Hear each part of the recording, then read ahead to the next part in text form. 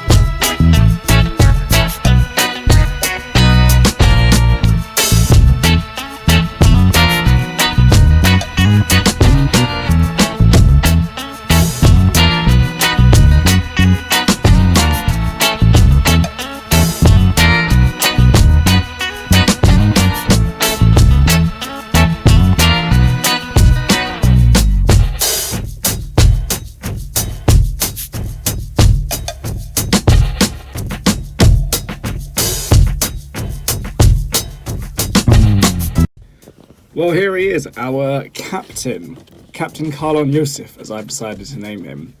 And all built up, all we need to do now is spray him, and then he'll be good to go. And then we'll paint him up, and we'll see how he looks alongside the rest of his company. I'm quite happy with how he turned out. I'm glad I kept the banner, that'll make him a bit more distinctive. And I think the model comes together quite nicely, and it will look even better once he's fully painted. I'm going to move my hand so you guys can see that. Not a lot to see that's different from the back, but I feel that the profile of the model changes because he's quite flat on before, where he was very much facing like this, but now obviously we've turned him ever so slightly, so it feels like he's a bit more dynamic. All that's left now to do, as I've said, is paint him. Let's get on to that. So there he is, our captain is all built and with a little bit of conversion work done to him as well. And one of the things about the Blackreach captain I've found over the years is that it's actually a very versatile model in a lot of ways. It doesn't look it when you first see it. If you're willing to really cut into it and do some work on it, then you can do quite a lot. So as I said earlier, let's learn the story of our captain of the Howling Griffins, who I called Karlon Yosef because why the heck's not? So without further ado, let's learn about Karli. Born in the closing years of M41, Karlon Yosef was actually born with the name Giyad in the warring clans of the Manchoran city-states. Very little is known about his time on the planet's surface, apart from the fact that he must have been a distinguished warrior and fighter, enough so to get the attention, and ultimately be inducted by the Space Marines of the Howling Griffins chapter in their proud Eyrie Fortress monastery. Giyad was found and recruited into the chapter. He passed all the incredibly rigorous physical and mental tests a new aspirant must face and was inducted into the chapter. From there, he went on to receive the training of all future Space Marines and the implants that come along with it. Whilst he was considered to be an adept warrior and an incredibly capable fighter, Giyad was not considered to be particularly imaginative or show much signs of leadership skill. He was considered to be not particularly charismatic, and his faith was no higher than that of any other of the aspirants he was alongside, so the chaplains of the chapter paid little mind to him. He was cleared of being gifted with psychic potential, so the librarians equally dismissed him quite early on. But what he did have was the tenacity and the courage that was required of Space Marines and all those who wished to be them. But would it be enough? Well, I guess we'll find out.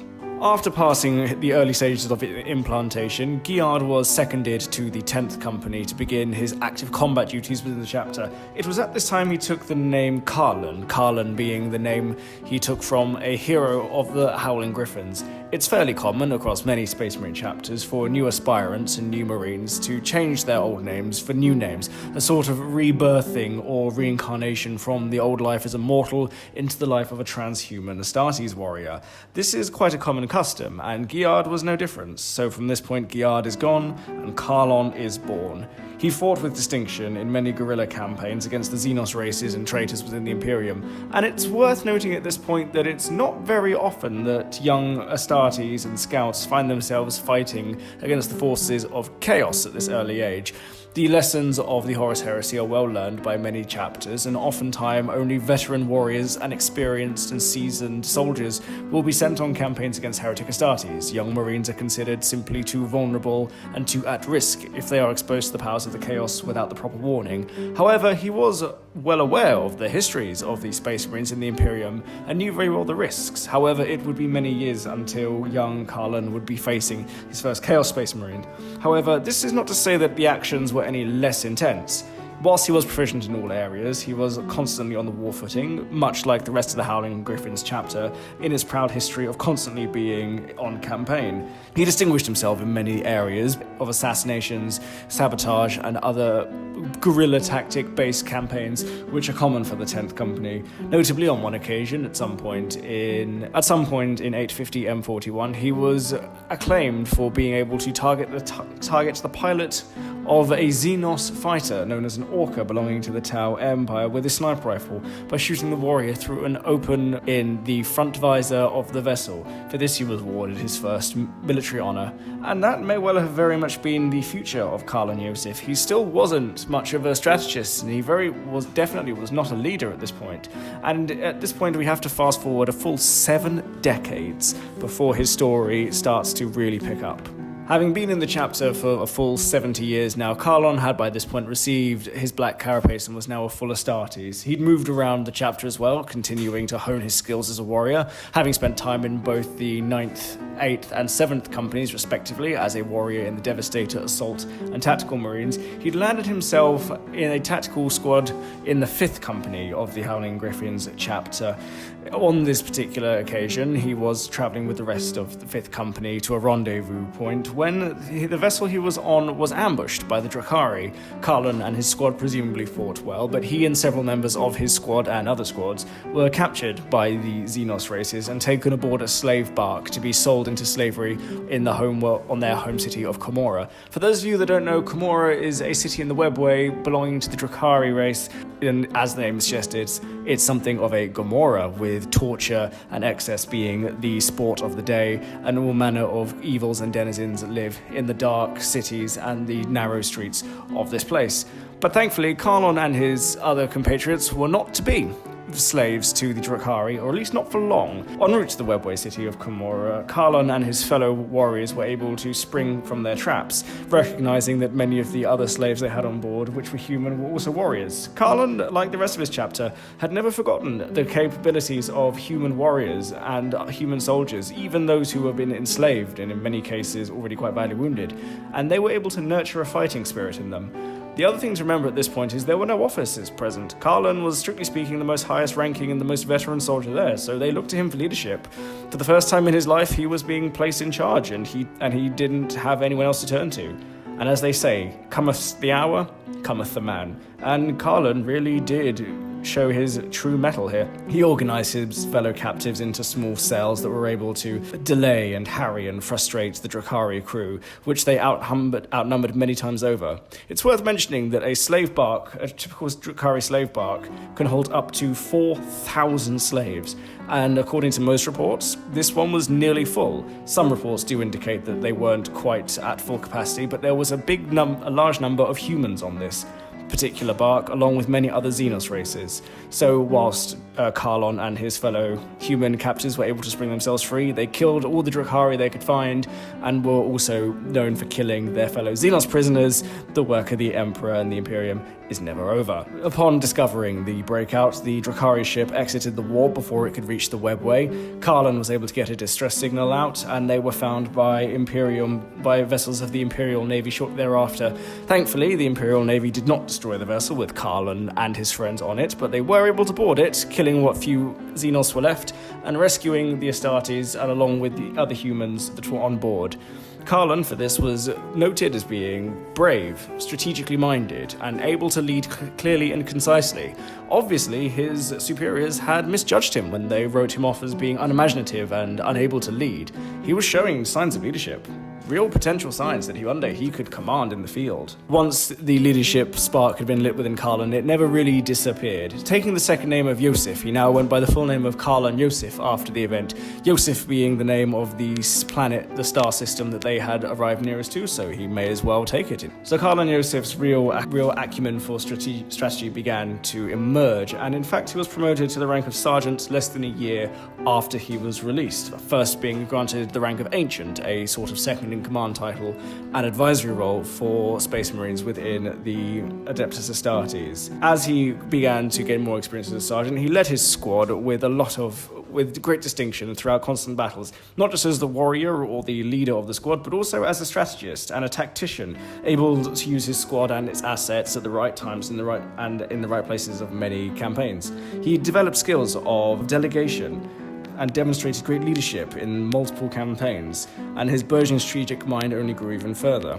As he began to grow in competence, he was given more and more responsibilities. At one point, he was placed in command of 2 other squads in his company, not a full demi-company, but definitely a chunk of it, on a mission against the Greenskins, where he performed admirably and received further honours. In this campaign as well, he was often noted as being both at the very front in the thick of the fighting, and the few times he wasn't in the thick of the fighting, he was definitely heading towards where the fighting was at its thickest. He then coordinated an armoured assault against a renegade Astra Militarum faction in the next campaign, showing his ability to use multiple units and mix tactics very easily. Clearly, he had been studying. He was not one to rest on his laurels, and immediately after, he spearheaded a drop pod assault against a Chaos Space Marine warband known as the Bloodsworn. This, notably, was his first time fighting against the Renegades as in a leadership role. He had fought twice against them before, once against the Night Lords at Aaron's Creek, and again against another unnamed warband shortly before then. Both times he had merely been a battle brother, but now he was leading, and he was proving his mettle against their fallen companions, and it was clear that he was in line for a promotion. Karlon Yosef's rise to the captaincy sadly was not the epic result of a great heroic deed. It was simply he was the next most qualified person.